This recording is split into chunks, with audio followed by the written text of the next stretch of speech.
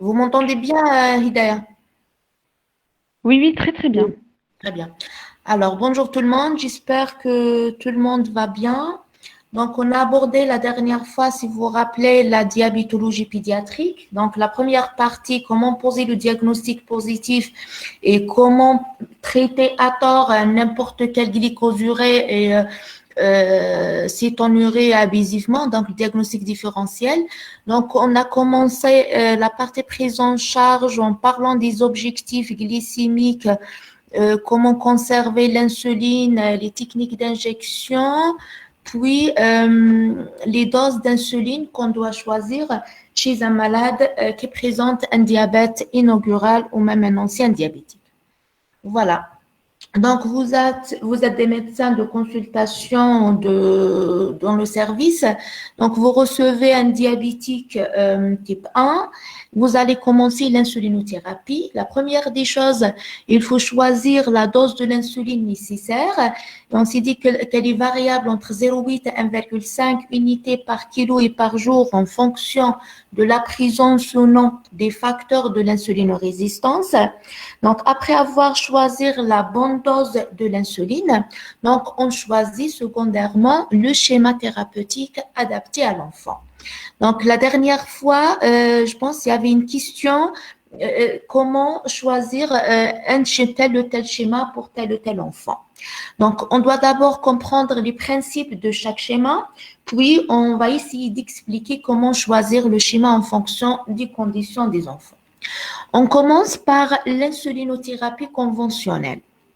Donc, d'abord, il y a une petite erreur sur la plaque qu'il faut corriger. Donc, pour l'insulinothérapie fonctionnelle, on fait 2 injections par jour. Mais là, j'ai mis, c'est le schéma le plus utilisé en pédiatrie. C'est l'ancien plaque que j'ai pas modifié. J'ai oublié de la modifier. Donc, avant, c'est vrai, c'était le schéma le plus utilisé en pédiatrie. Mais actuellement, on utilise beaucoup plus le basal bolus. Donc, vous enlevez, s'il vous plaît, la phrase, c'est le schéma le plus utilisé en pédiatrie.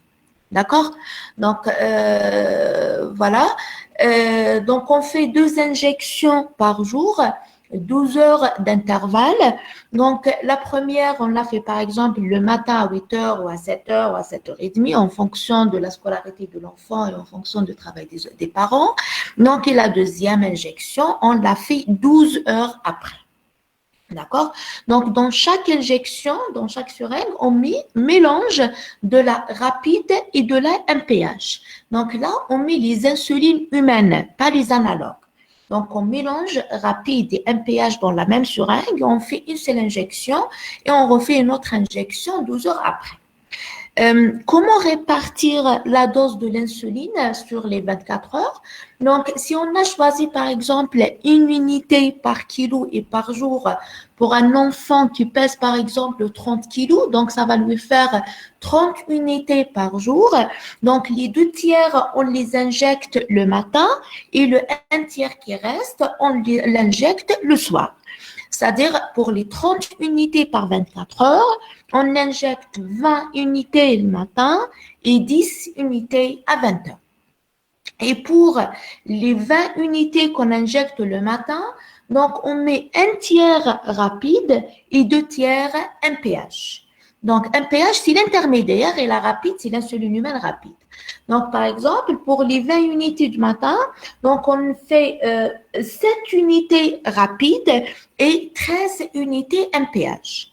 Et pour la dose du soir, donc par exemple 10 unités, on met 1/5 rapide et 2/5 MPH. Par exemple, 4 unités par exemple rapide et 6 unités MPH.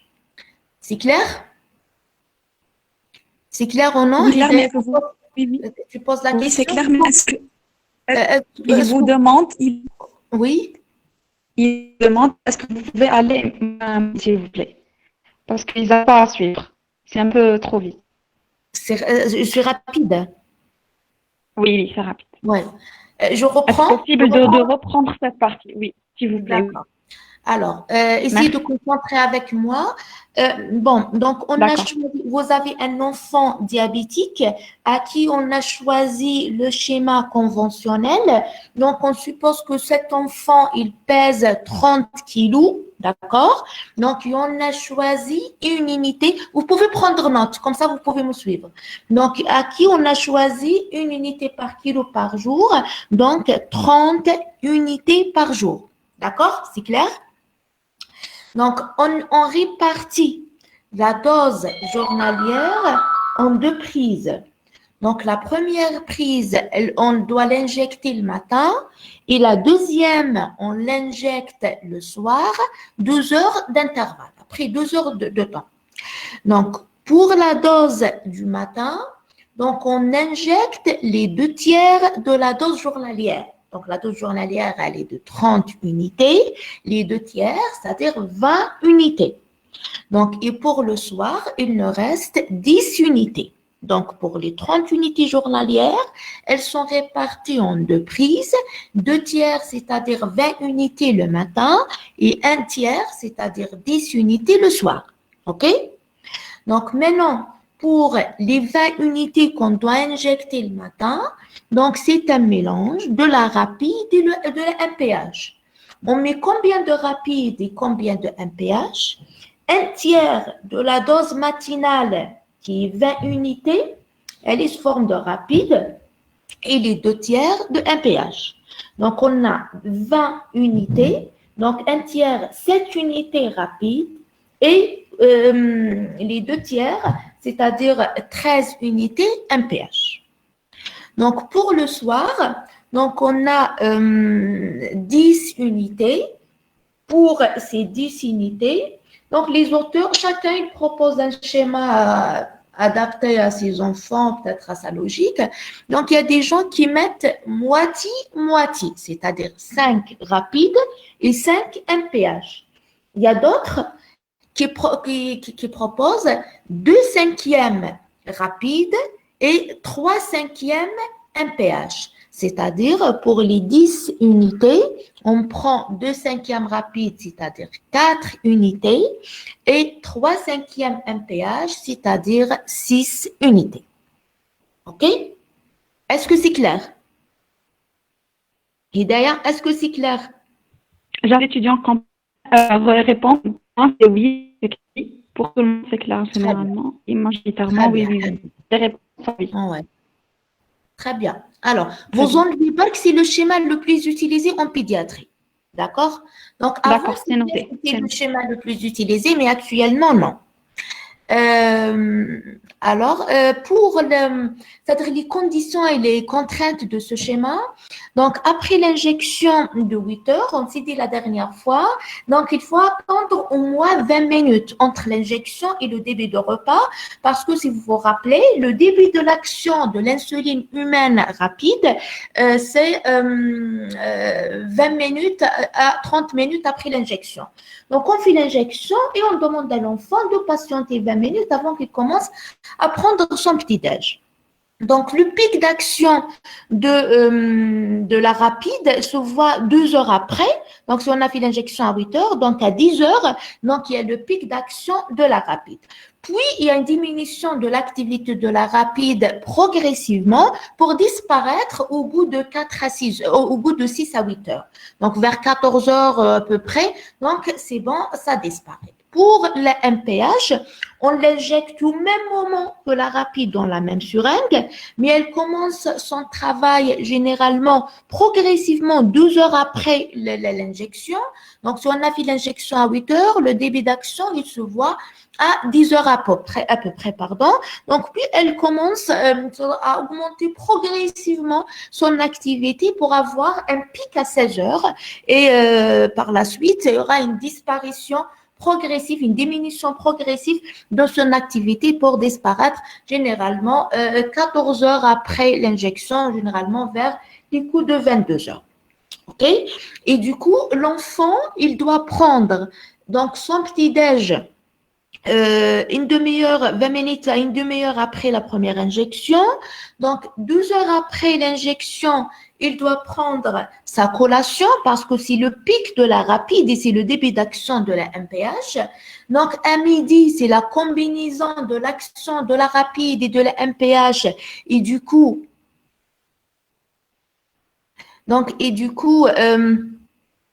Voilà, donc c'est la combinaison de la rapide et de la MPH et donc à 20 heures, c'est la deuxième injection et là, il va prendre son dîner et c'est bon. La nuit, il n'est pas obligé de prendre la collation de 22 heures, sauf si la glycémie est inférieure aux objectifs. Donc, quels sont les inconvénients de ce schéma? Donc, la collation d'abord de 16 heures, elle doit être moins importante par rapport à la collation de 10 heures, malgré qu'on a l'envie de manger à 16 heures plus qu'à 10 heures. Et voilà, donc c'est contre la nature. La deuxième des choses, ça perturbe un peu psychiquement les enfants. D'ailleurs, ils font l'injection, ils sont préparés psychiquement à manger, puis on les retarde pendant 20 minutes à 30 minutes. Et en plus, ça retarde l'école si l'enfant a l'école juste après. Donc, c'est astreignant. Donc, le fait d'attendre 20-30 minutes, c'est astreignant psychiquement et même sur le plan social. Deuxièmement, la collation de 10 heures est obligatoire et c'est pas facile pour tous les enfants. Il y a des enseignants qui interdisent la prise de cette collation à l'école. Et en plus, elle doit être plus importante que celle de 16 heures alors que l'enfant, il veut bien manger à 16 heures, mais pas beaucoup à 10 heures. Les horaires des repas sont bien fixes. Donc, si on a fait l'injection à 8 heures, obligatoirement, on doit manger à 10 heures. Obligatoirement, on doit prendre le déjeuner à midi, obligatoirement la collation à 16 heures. Et l'injection du soir, elle doit se faire 12 heures d'intervalle après la première injection. Donc, il y a une limitation de la liberté de l'enfant. D'accord? Et du coup, les enfants, ils se sont un peu, c'est-à-dire intimidés, ils se sont humiliés par ce genre d'instruction. Donc, il mange, même s'il n'a pas l'envie de manger, il ne doit pas manger, même s'il a l'envie de manger. Donc, c'est contre sa nature et ça le perturbe psychiquement, surtout les adolescents. Elle est adaptée un peu pour les enfants d'âge scolaire qui sortent de la maison à 8 heures et qui ne peuvent pas rentrer qu'à 15 heures et il n'y a personne à l'école pour leur faire l'injection à midi. Oui, c'est adapté partiellement, surtout pour les gens qui habitent dans qui font l'école à distance des repas, qui passent toute la journée à l'école. Donc, peut-être, ça peut marcher, surtout pendant les premières années, c'est-à-dire pour les années primaires. Donc, ça peut marcher. Par contre, pour les adolescents, généralement, ne marche pas. Et même pour les nourrissons, ne marche pas parce que un petit nourrisson, c'est-à-dire on ne peut pas contrôler, c'est lui qui réclame son repas là où il veut, mais on ne peut pas, c'est-à-dire imposer une alimentation comme on veut et comme le schéma l'impose. Bien. Il y a autre chose, donc ça c'est pour le schéma, le principe et les avantages et les inconvénients. Les avantages, c'est qu'on fait 2 injections uniquement par jour. Les inconvénients, c'est les horaires des repas et même pour la quantité des repas, elle est bien fixée et elle est bien déterminée par la dose de l'insuline qu'on injecte. Donc, pour le contrôle, c'est-à-dire si on met un malade sur ce schéma, comment on contrôle ses doses? Il faut savoir que la rapide, elle est responsable de la glycémie matinale et la MPH, elle est responsable de la glycémie de l'après-midi. Donc, si on prend une glycémie, par exemple, à 10 heures et on la trouve élevée, l'insuline responsable, c'est bien la rapide. Donc, à midi, donc, si on trouve que la glycémie, elle n'est pas bonne, donc, l'insuline responsable, c'est les deux, la rapide et la MPH, mais d'abord, la rapide. Donc, à 16 heures, par exemple, à 15 heures, à 17 heures, l'insuline responsable, c'est la MPH. Donc, à 20 heures, avant de faire l'injection de la nuit, l'insuline responsable, c'est la MPH qu'on a injectée le matin. Donc, puis, par exemple, à 22 heures, à 23 heures, c'est la rapide du soir qui est responsable. À minuit, c'est la combinaison de la rapide et de la MPH de la nuit. Donc, à 3 heures, à 4 heures, à 5 heures, à 6 heures, à 7 heures, à 8 heures du matin, avant l'injection de la rapide le lendemain, donc c'est la MPH qui est responsable. OK? Est-ce que c'est clair? Pour moi, ça l'est, j'attends les étudiants. Pour toi, Oui, ça oui, va? oui. Oui? Oui, c'est très bien. Oui, c'est clair? Oui, tout le monde a répondu oui. Oui, majoritairement, voire absolument tout le monde a répondu oui. Voilà, je vous C'est pose clair quelques pour tout le monde. questions pour voir est-ce que vous avez bien compris ou non. Donc, si on Ok. trouve une glycémie, Essayez de revenir sur l'application, pardon, docteur, essayez de revenir sur Google Meet pour voir les réponses des étudiants ouais. à vos questions. Ok. Alors, je vous pose la question en attendant. Si vous avez, par exemple, un enfant sous conventionnel et qui a une glycémie à 15 heures, 2 grammes 50, est-ce que c'est une bonne glycémie ou non? Quel est l'objectif qu'on doit avoir à 15 heures? Et quelle est l'insuline responsable? Alors, comment on peut reprendre? Hum, hum, hum.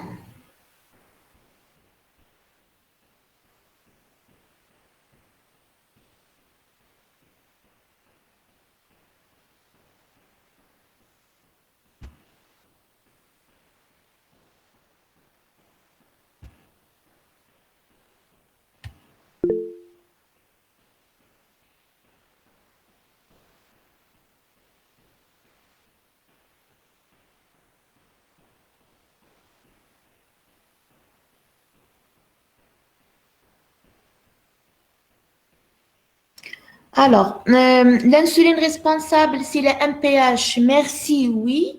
Donc, c'est la semi-lente, oui. À 15 heures, c'est le pic d'action de MPH. Le pic d'action se voit à 16 heures, mais bon, c'est l'insuline, c'est le MPH qui est responsable. Donc, c'est une hyperglycémie, oui. Elle n'est pas bonne. L'insuline responsable et le MPH du matin, très bien.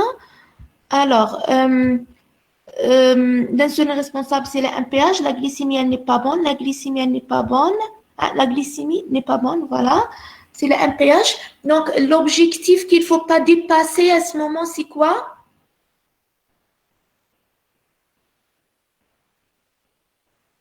Donc, c'est quoi l'objectif à 15 heures? Vous n'avez pas encore après le...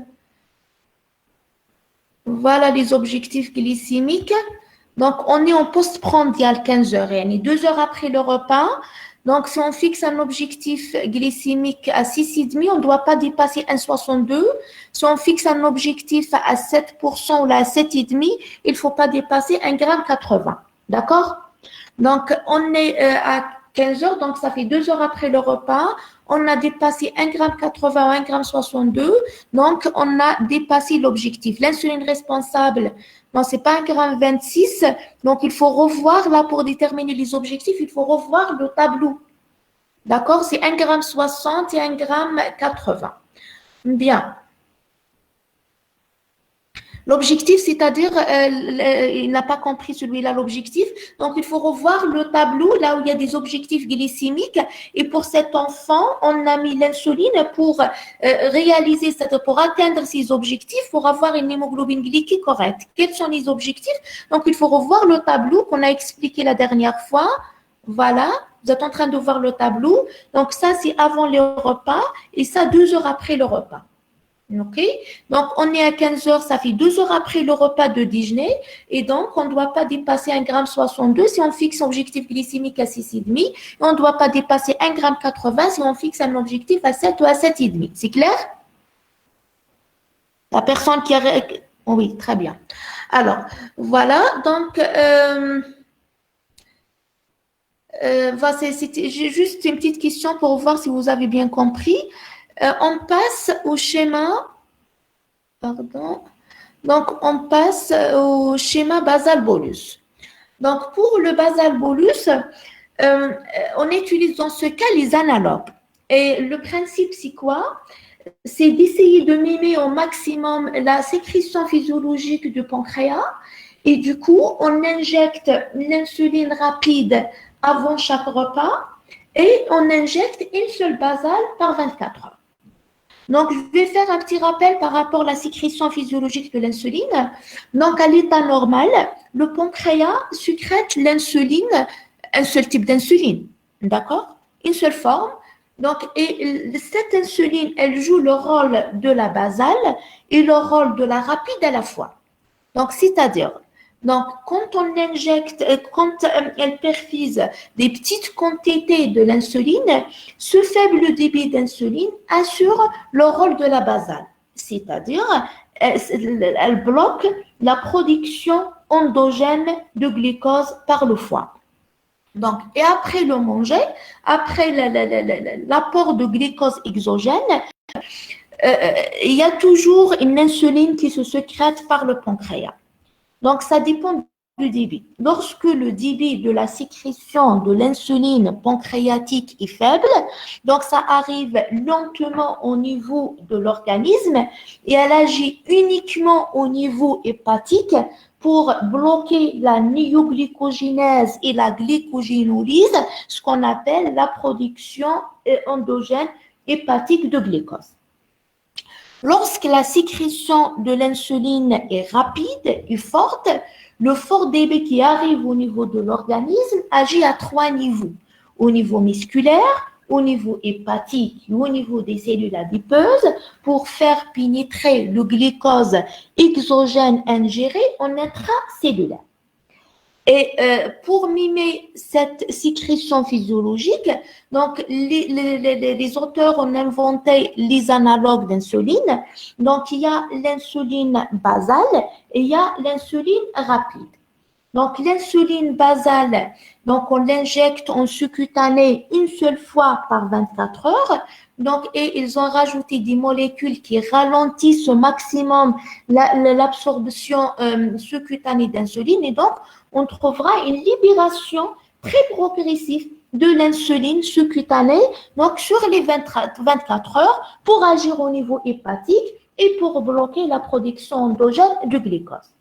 Donc par contre, pour les analogues rapides, il y a des petites modifications pour accélérer l'absorption sous-cutanée de l'insuline et du coup, donc on injecte l'insuline rapidement avant le repas et on aura rapidement donc la libération de l'insuline et c'est pour ça on n'est pas obligé d'attendre 30 minutes comme l'insuline humaine parce que l'insuline est plus rapide et donc ça passe rapidement au niveau de l'organisme et elle agit au niveau hépatique au niveau des cellules adipeuses et au niveau des cellules musculaires pour faire pénétrer le glucose ingéré en intracellulaire et pour éviter le pic de la glycémie postprandiale. Est-ce que c'est clair ou non? Ça, c'est très important à comprendre.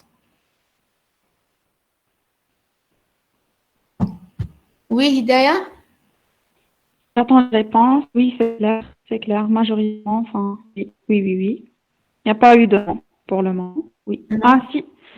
Il y a Il y a une étudiante qui n'a pas compris, oui. Oui, est-ce qu'elle peut prendre la parole? Oui. Oui, Sam, vas-y. Alors, je ne sais pas comment je réexplique. Donc, il y a la basale et il y a la rapide. Donc, la basale, elle bloque la production endogène du glucose. Elle bloque la néoglycogénèse et la glycogénolyse. Donc, j'ai expliqué la dernière fois qu'il y a une production endogène de glucose et il y a l'apport exogène de glucose. L'apport exogène est apporté par l'alimentation. Et l'apport endogène, c'est par la néoglycogénèse et par la glycogénolyse hépatique. Donc, la basale, l'insuline basale, qu'est-ce qu'elle fait? Elle bloque la néoglycogénèse et la glycogénolyse au niveau du foie. Et elle est assurée par des faibles doses d'insuline. Comment on pourra avoir ces faibles doses d'insuline? Soit, c'est-à-dire à l'état physiologique pour quelqu'un qui n'est pas diabétique, par la sécrétion de l'insuline physiologique, mais avec des faibles quantités, donc un faible débit. Donc, par contre, pour quelqu'un qui est diabétique, comment on pourra l'avoir? C'est par l'injection de l'insuline basale. Qu'est-ce qu'on veut dire par l'insuline basale? Donc, c'est une insuline donc, c'est-à-dire des analogues, donc, où les auteurs, ils ont rajouté des molécules de zinc et pour ralentir l'absorption. Donc, on l'injecte en sous-cutané, mais il y a le zinc qui ralentit l'absorption de la basale. Et du coup, on aura une perfusion, c'est-à-dire une diffusion très lente de l'insuline injectée en sous-cutané sur les 24 heures. Donc, si on a injecté par exemple 10 unités, les 10 unités restent au niveau sous-cutané, donc, et on aura une diffusion très faible, très progressive de cette insuline en sous-cutané pour arriver au niveau du foie avec une faible quantité. Et cette faible quantité, elle ne peut rien faire que le blocage de la production endogène de glucose. Ça, c'est pour le basal. Donc, pour la rapide, donc à l'état physiologique, chez quelqu'un qui n'est pas diabétique, donc après le mange, après l'apport de glucose exogène, il y a la stimulation du pancréas et donc, secondairement, on aura une libération d'une quantité importante de l'insuline qui joue le rôle de la rapide. Qu'est-ce qu'on veut dire par le rôle de la rapide? Yani, donc, elle agit au niveau des trois cellules hépatiques, musculaires et adipeuses pour faire pénétrer le glucose ingéré en intracellulaire pour éviter l'hyperglycémie postprandiale. Donc, pour essayer de mimer cette sécrétion physiologique de l'insuline rapide, qu'est-ce qu'ils ont fait les auteurs? Ils ont fait des petites modifications sur l'insuline pour assurer une rapidité de la perfusion de l'insuline injectée en sous-cutané et ce qu'on appelle les analogues rapides. Et les analogues rapides, quand on les injecte en sous-cutané, passent rapidement au niveau de la circulation. Donc, on n'est pas obligé d'attendre avec les 30 minutes comme l'insuline humaine rapide. On peut manger juste après parce que le passage, il est rapide. Et l'insuline arrive rapidement au niveau de la circulation. Il arrive d'une quantité importante de l'insuline d'une manière rapide. Elle peut jouer le rôle de la rapide. Et donc, il y a le glucose ingéré, elle peut le faire passer en intracellulaire. Donc, par contre, quand il y a une petite quantité de l'insuline, elle ne peut pas faire ça. Elle ne peut faire que le blocage de la production endogène de glucose. J'espère que c'est clair et je ne vais pas répéter, s'il vous plaît. C'est clair ou non? Ok. Les gens qui ont répondu non tout à l'heure, c'est clair? Très bien. Alhamdulillah. Très bien. Alors, donc ça, c'est pour, ça c'est très important à comprendre. Donc, parce que, c'est-à-dire c'est le principe d'action du basal bolus, c'est le principe de mécanisme de basal bolus et de la pompe à insuline. Voilà, donc là, pour la basal bolus, on fait une seule basale par 24 heures. Généralement, on l'injecte à 22 heures. Et on ne mange pas après parce que son rôle, c'est de bloquer la production endogène de glucose. Donc, ce n'est pas la peine de manger après. Et on fait l'injection de la rapide, de l'analogue rapide avant chaque repas. Donc, si on veut manger à 8 heures, donc on fait l'injection à 8 heures. Donc, c'est-à-dire avant le déjeuner, on doit faire une deuxième injection. Avant la collation, une troisième injection. Et avant le dîner, une quatrième injection. Bon. Donc, la rapide qu'on injecte à chaque repas, qu'est-ce qu'elle fait? Donc, elle contrôle la quantité de glucose ingéré, c'est-à-dire, elle permet de faire pénétrer le glucose ingéré en intracellulaire. Et donc, elle permet d'assurer une glycémie correcte. Donc, la même chose pour la dose de midi, la même chose de la dose de 16 heures, la même chose pour la dose de 20 heures. Donc, 4 heures. Donc, chaque insuline rapide, elle fonctionne pendant 3 heures et demie à 4 heures. Et donc, on n'a pas le droit de prendre un deuxième repas ou bien de faire une deuxième injection qu'après 3 heures et demie, 4 heures minimum. Mais au-delà, il n'y a pas de problème. C'est-à-dire, on peut faire la deuxième injection 3 heures et demie, 4 heures après, mais on peut la faire à 5 heures, à 6 heures, à 7 heures, il n'y a pas de problème. Donc, l'essentiel, on n'a pas le droit de la faire donc avant 3 heures et demie, sinon on aura une interaction médicamenteuse. Voilà, le pic d'action de cette rapide donc coïncide généralement 1 heure de temps et donc ça coïncide avec le pic de la glycémie postprandiale et donc c'est pas la peine de prendre une collation après. Voilà, donc je répète, donc l'insuline, l'analogue rapide, on l'injecte avant chaque repas. Donc après l'injection, on peut prendre le repas directement. On n'attend pas 30 minutes ou 20 minutes. Donc, le pic d'action de l'insuline rapide coïncide avec le pic de la glycémie postprandiale. Donc, ce n'est pas la peine de prendre une collation 1 heure après ou 2 heures après. Donc, la durée d'action, c'est 3 heures et demie à 4 heures. Donc, on ne peut pas faire une deuxième injection ou la prendre un autre repas dans les 3 heures ou les 4 heures qui suivent la première injection pour éviter l'interaction médicamenteuse. Voilà. Donc, pour la dose de l'insuline, donc elle dépend de la quantité des hydrates de carbone. Si l'enfant va manger, par exemple, un gâteau, il va faire une dose d'insuline adaptée. Par contre, s'il va manger une petite salade ou un petit fruit, la dose d'insuline soit différente. Donc, la dose d'insuline, elle dépend de la quantité des hydrates de carbone qui existent dans le repas. Maintenant, les horaires, est-ce que les horaires sont fixes comme dans le conventionnel? Non. Les horaires ne sont pas fixes.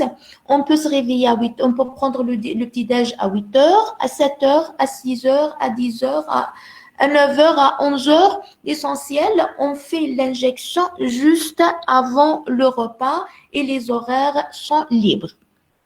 Donc, la deuxième injection, donc les horaires sont libres, mais si on fait la première injection à 10 heures, donc la deuxième injection, donc on doit la faire 3h30 à 4 heures. Après, on n'a pas le droit, par exemple, de prendre le petit-déj à 10 heures et le déjeuner à midi, non.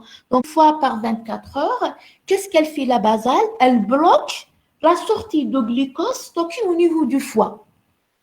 Donc, c'est-à-dire, on n'a pas si la journée à faire passer le glucose en intracellulaire, mais le glucose qui passe au niveau musculaire, donc il est utilisé généralement par la glycolyse pour apporter l'énergie.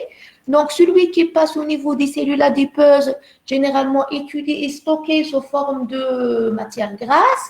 Par contre, le glucose qui passe au niveau du foie, donc il est stocké sous forme de glycogène. Et pour bloquer la glycogénolyse et la libération du glucose déjà stocké, donc on est obligé de maintenir une faible dose de l'insuline, donc qui est la basale, pour bloquer la sortie de glucose et la production hépatique de glucose. Et comment déterminer l'efficacité de la basale? Donc c'est par la stabilité de la glycémie sur les 24 heures. Donc, si on fait une injection à 22 heures, donc elle commence son action généralement à minuit. Donc, à minuit rapide, elle a terminé déjà son travail. Et du coup, donc la glycémie reste stable donc jusqu'à 8 heures du lendemain. Pourquoi? Parce que il n'y a plus de glucose exogène. On a fait pénétrer l'intracellulaire par la rapide de 20 heures et il ne reste que le glucose endogène qu'on a bloqué par la basale et la glycémie reste stable pendant 24 heures et elle ne se modifie sauf si on apporte le glucose exogène, sauf si on grignote ou là si on mange et ou là si la dose de la basale est insuffisante. Donc, si on a une dose de la basale insuffisante, c'est-à-dire le foie continue à libérer le glucose endogène et on pourra avoir des pics de la glycémie même si on mange rien. Donc pour dire que la dose de la basale, elle est bonne, donc il ne faut pas avoir des fuites hépatiques de glucose et donc la glycémie doit être stable entre minuit et 8 heures, ce qu'on appelle le delta. On fait le delta entre 8 heures et minuit. Si on trouve que la glycémie est relativement stable, c'est-à-dire que la basale, elle est bonne, que le foie est bien bloqué, donc si on trouve que la glycémie, elle était bonne à 8 heures, puis elle monte à 4 heures, à 7 heures, à 8 heures du matin. Donc, c'est-à-dire que notre basale, elle n'est pas bonne. Il y a encore une fuite hépatique.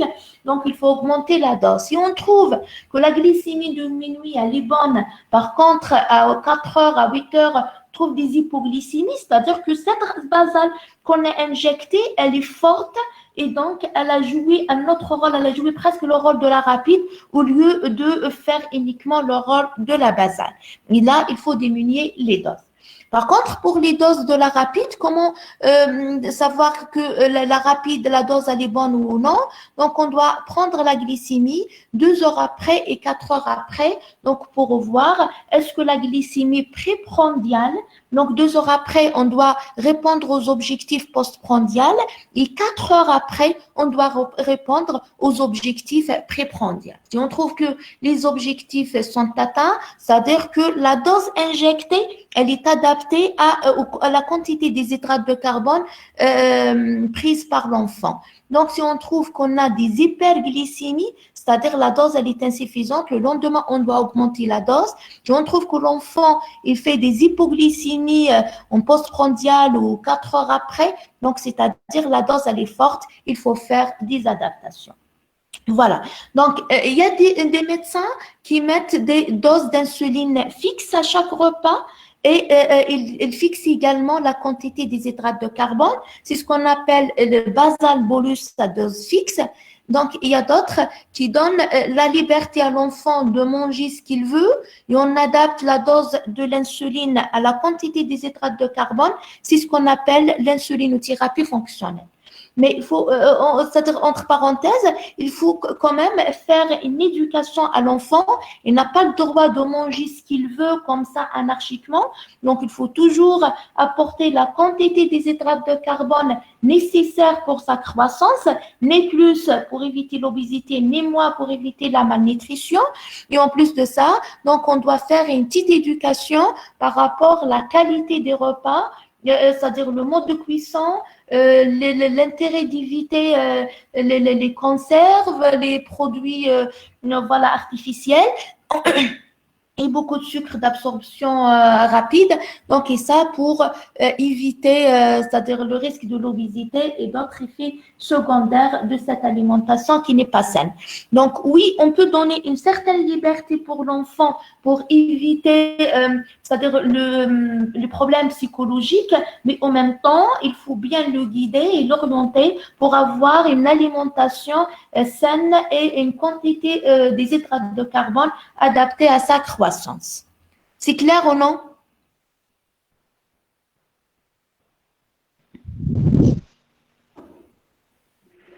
Oui, c'est clair. La réponse en oui, oui, oui, oui. Tout le monde a répondu oui. Alhamdulillah. Alors, donc on passe à autre chose, la pompe à insuline. Donc, qu'est-ce qu'on veut dire par la pompe à insuline? C'est un petit appareil, elle a les dimensions des anciens portables, voilà, donc des Nokia, des anciens portables Samsung et Nokia. Voilà, donc vraiment, c'est pas lourd, c'est très léger et c'est pas très encombrant. À l'intérieur, il y a un petit réservoir. Dans le réservoir, on met l'insuline uniquement la rapide, voilà. Et là, il y a des boutons pour adapter le débit, pour beaucoup de choses. Voilà, donc c'est électronique. Donc, entre l'insuline et le corps, il y a une petite cellulure qui permet la perfusion continue de l'insuline et qui se colle à l'organisme par l'intermédiaire d'un petit cathéter. Donc là, en subcutané, il y a un petit cathéter collé à la tébellure.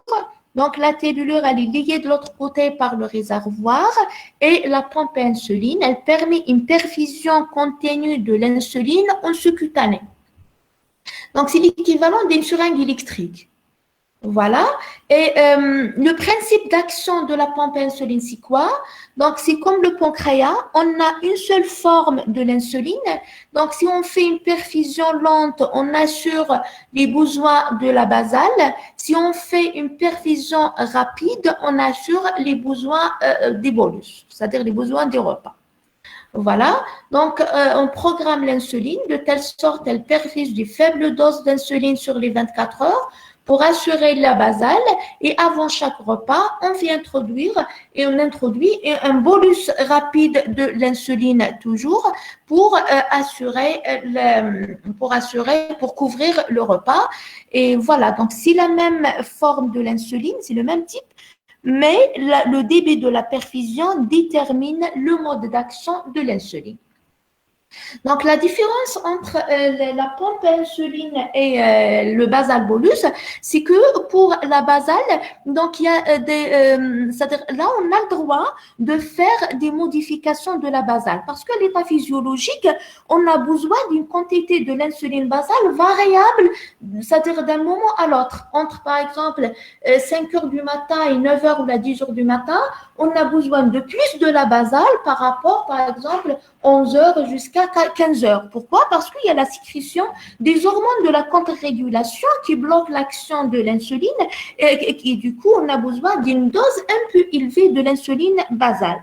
Donc, on ne peut pas assurer ça avec le basal bolus, avec les silos, parce qu'on détermine, c'est-à-dire on perfuse la même quantité de l'insuline sur les 24 heures, mais on essaie d'assurer relativement la dose globale nécessaire sur les 24 heures. Par contre, pour la pompe à insuline, on peut faire des petites modifications.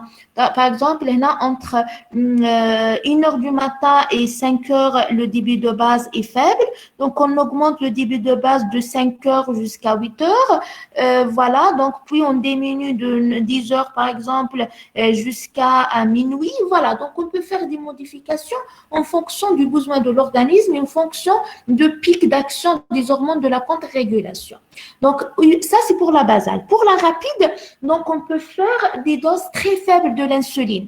Donc, par exemple, pour les stylos, on peut faire minimum 0,5. On ne peut pas faire moins de 0,5. Par contre, pour la pompe, on peut faire même 0,1 unité de l'insuline. Donc, c'est très intéressant pour les nourrissons. Donc, on peut faire 2 injections de l'insuline dans l'intervalle, par exemple, 2 heures, 1 heure et demie, pas comme le basal bolus où on doit respecter un intervalle de 3 heures et demie et 4 heures. Donc là, on peut faire, par exemple, le premier bolus à 8 heures, le deuxième bolus, par exemple, à 10 heures. Ça, c'est intéressant pour les petits bébés, soit